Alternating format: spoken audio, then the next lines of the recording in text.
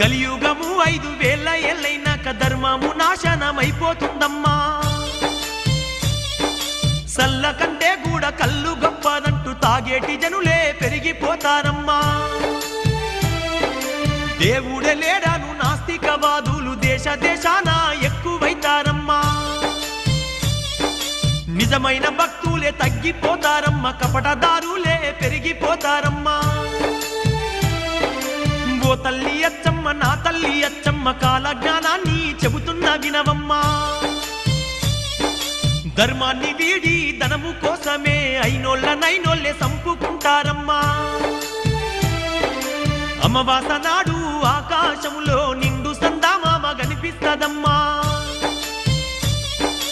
అర్ధరాత్రి సింహ చీకట్లోన మండేటి సూర్యుడు ఉదయిస్తాడమ్మా